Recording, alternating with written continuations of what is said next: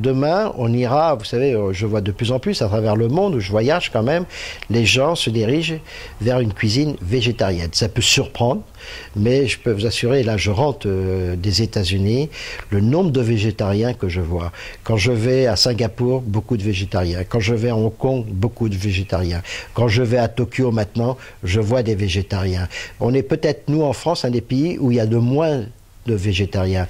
Mais on voit que pour la santé, on a vu tous les problèmes qu'il y a eu, vous savez, avec le bœuf, on a eu des problèmes enfin sous-jacents avec certains poissons. On voit les quotas qu'il y a pour de la mer, on voit les, je sais pas, les noix de Saint-Jacques par exemple, les saisons, on peut plus pêcher.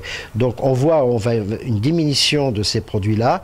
Pour demain, je pense aller vers plus de produits de la terre donc, et des légumes et des fruits. Pour découvrir un petit peu cette cuisine végétarienne, attendez, il y a beaucoup de personnes en France qui n'ont pas attendu après moi, qui font déjà Alain Passard et d'autres qui font de la cuisine à base de légumes, une cuisine un peu végétarienne, énormément. Mais ce qui m'intéresse, moi, c'est un petit peu la maîtrise des épices avec les légumes. Parce que on sait que pour la santé, les épices, il y a beaucoup d'épices qui sont très bons. Hein. Je ne vais pas parler du curcuma qui est connu de tout le monde. Il y a des antioxydants dans des épices énormément. Donc c'est ce mariage d'épices et de légumes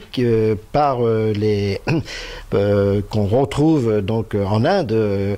Et c'est une cuisine qui m'intéresse. C'est pour ça que, contre l'avis de beaucoup de mes associés, j'ai décidé d'ouvrir un restaurant à Monbé pour apprendre cette cuisine, pour la découvrir, parce que j'ai vu qu'un plat de lentilles avec des épices devenait un plat extraordinaire. Donc c'est ce que je veux découvrir, j'ai besoin d'apprendre, j'ai besoin de découvrir un petit peu cette maîtrise qu'ils ont. Vous savez, quand je suis allé la première fois en Asie, quand je suis allé en Chine, ce qui m'a surpris, c'est que nous, les Occidentaux, on attachait beaucoup d'importance au goût, aux saveurs, alors que les Chinois attachent beaucoup d'importance, eux, à la texture en premier. La texture en bouche, etc. Le produit, les croustillants, les croquants, les choses comme ça. Donc moi, ça m'a apporté beaucoup dans la cuisine que je fais aujourd'hui. J'essaye d'incorporer donc le goût avec les textures.